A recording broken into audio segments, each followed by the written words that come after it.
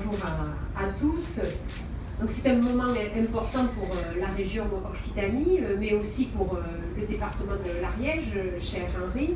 C'est l'ouverture de la maison de ma région, ici à Foix, donc sur ce beau département de l'Ariège.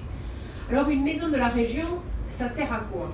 Une maison de la région, ça permet à cette région, qui représente quand même 6 millions d'habitants, qui a la plus grande croissance démographique et économique de France, d'être au plus près des réalités de terrain. Ce que nous avons voulu à travers ces implantations des maisons de la région, c'est bien connaître le terrain, c'est-à-dire que la région, elle soit en proximité, de pouvoir en fait mener des politiques adaptées aux besoins du terrain, de faire remonter les besoins du terrain, bien sûr, au niveau de la décision, et puis également de faire reconnaître mieux l'ensemble des politiques régionales. Parce que nous avions un défi avec cette nouvelle région, ces 13 départements, donc c'est plus vaste que 13 pays européens. Nous avions le défi, bien sûr, d'assumer, on va dire, les compétences classiques des collectivités régionales qui avaient été voulues par les précédents législateurs, à travers la question de l'innovation, à travers la question de l'enseignement supérieur et de la recherche, mais à travers les nouvelles compétences de la région, que ce soit sur le transport, que ce soit sur l'aide aux entreprises, c'est d'être en proximité. Et nous avons donc reconfiguré des dispositifs qu'avaient mis en place mes prédécesseurs, que ce soit aussi bien Martin Malvy que Georges Frêche, côté Languedoc-Roussillon. Et donc nous avons réorganisé tout cela, un petit peu rationalisé, et à travers ces maisons de la région, nous avons fait en sorte d'avoir en fait un guichet, une proximité pour l'aide aux entreprises, pour les questions de transport et pour l'emploi, formation, orientation. Et dans de très nombreux départements, nous nous sommes unis avec les chambres de commerce et d'industrie pour justement être vraiment dans le guichet unique pour l'ensemble des entreprises. Parce que ma première priorité en tant que présidente de région, c'est bien sûr la création d'emplois. Nous avons un taux de chômage qui est très élevé, qui est trop élevé. Et avec monsieur le préfet de région, nous avons un petit jeu le 1er janvier. C'est que le 1er janvier, dans nos vœux, quand nous envoyons en général à minuit et quelques minutes, on écrit 22 000. Parce que 22 000, c'est le nombre d'emplois qu'il faut créer dans cette région pour que le chômage n'augmente pas. Parce qu'à travers la progression de population que nous avons, ce sont avant tout des jeunes qui arrivent par chez nous. Et donc, nous avons ce défi déjà d'avoir 22 000 emplois à créer pour que le taux de chômage n'augmente pas. Alors certes, il baisse depuis maintenant un peu plus de 2 ans, le taux de chômage, mais il est encore trop élevé parce qu'on sait les dégâts que cela provoque, le chômage dans l'ensemble de nos sociétés. Et le département, là, nous sommes complémentaires parce qu'à travers toute l'action sociale, toute l'action d'insertion qui est menée à travers les politiques départementales, nous sommes complémentaires. Donc nous avons besoin vraiment, notre priorité, c'est créer de l'emploi. Et créer de l'emploi, c'est bien entendu à partir et en appui à nos chefs d'entreprise. Et c'est pourquoi, quand cela a été possible physiquement, nous avons décidé d'avoir un guichet unique avec les chambres de commerce et d'industrie. C'est vrai pour l'Ariège, c'est vrai pour le Lot, c'est vrai pour l'Aude. Et ainsi, nous avons pour nos porteurs de projets un guichet unique qui évite d'aller à Toulouse. Et cela aussi, ça permet d'avoir une réactivité plus forte, de répondre vraiment à la typologie des entreprises ariégeoises, parce que les entreprises ariégeoises, pour certaines, elles sont comparables aux entreprises de la Haute-Garonne, mais pour d'autres, elles ont leur spécificité. Et c'est ce que nous faisons d'ailleurs avec le réseau des chambres de commerce et d'industrie. Monsieur le Président l'a développé, nous avons un partenariat, nous allons avoir un avenant, parce qu'en fait, nous avons un réseau de développeurs économiques à travers les agents de la Chambre de commerce et d'industrie et à travers les agents de l'Agence régionale de développement économique ADOC. Nous répartissons le travail. En termes clairs, c'est cela, vraiment, pour être efficace. Parce que quand on interroge les chefs d'entreprise, en particulier des entreprises de moins de 20 salariés, et c'est l'immense majorité dans notre pays et dans notre région, eh bien, il y a à peu près les 2 tiers des chefs d'entreprise qui ne connaissent pas les aides auxquelles ils ont droit Pour la plupart, ce sont des aides régionales, parfois des aides d'État dans des domaines très, très spécialisés. Et c'est cela notre combat, c'est faire en sorte de faire reconnaître l'ensemble des coups de pouce que nous pouvons donner à l'activité économique, parce que souvent à travers une aide, cela déclenche la décision d'investir, cela permet d'avoir aussi de nouveaux marchés à l'international, parce qu'on a une chance dans cette région, c'est que nous avons des entreprises qui font de la grande qualité. Et donc nous avons un avantage compétitif fort à l'international, parce que nous arrivons à décrocher des marchés de niche qui sont très pointus. Et c'est vrai que, oh là là, la fête commence, les bouchons sautent, donc c'est voilà, la blanquette de Limoux qui saute, qui doit être trépidante.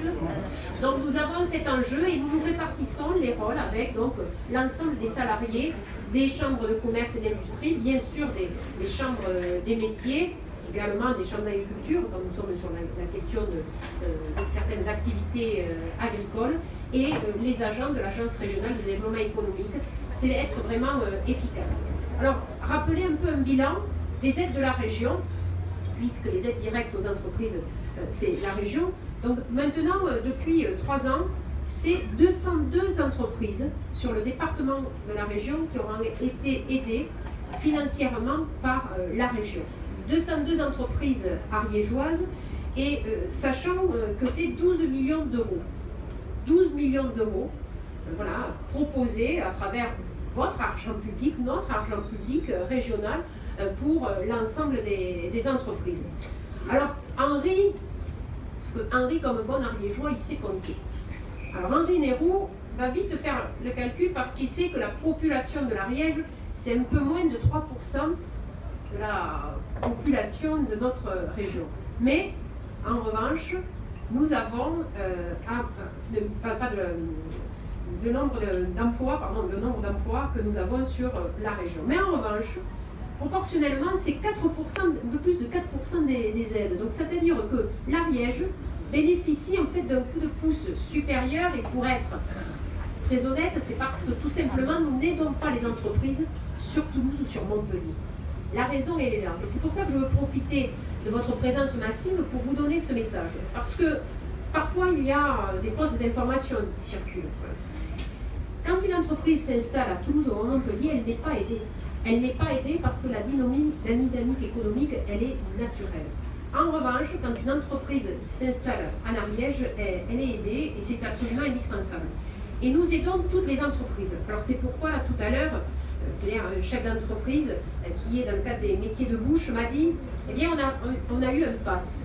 Alors le PASS, c'est le dispositif pour les entreprises de moins de 50 salariés, et il a son témoignage de lui-même, m'a dit, dossier administratif hyper simple, rapidement versé. Et c'était ça l'objectif du PASS que nous avons créé depuis moins de 2 ans, c'est d'avoir un dispositif simple pour les entreprises de moins de 50 salariés où nous nous adaptons.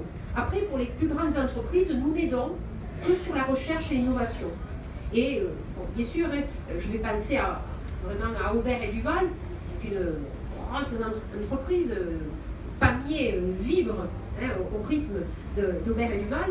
Bien sûr, Aubert et Duval, nous les aidons sur des questions de recherche très pointues. Parce que pourquoi nous les aidons sur les questions de recherche?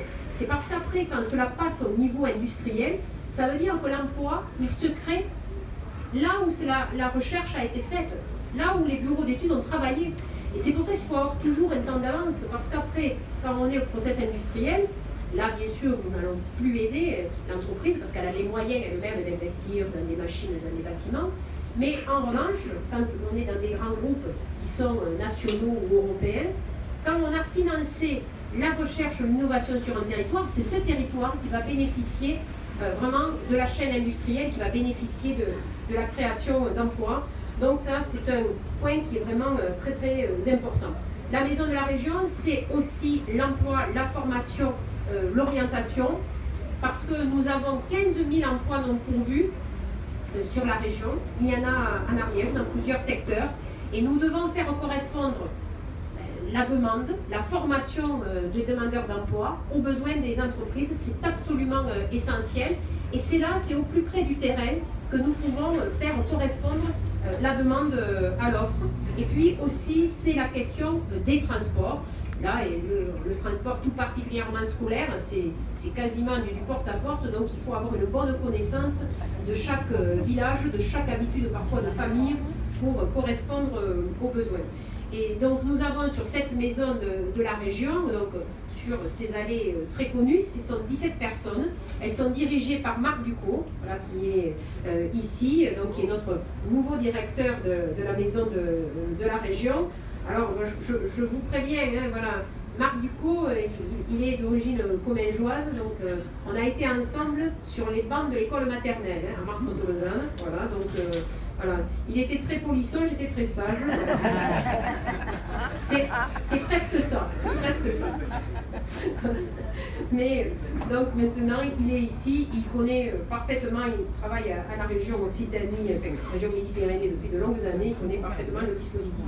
Donc voilà, vous dire que l'ensemble des 17 salariés, bien entendu, l'ensemble des salariés de la Chambre de commerce et d'industrie, parce que ça va être une même famille, voilà, tout simplement, la proximité physique crée après une forte synergie et une forte efficience au service du territoire.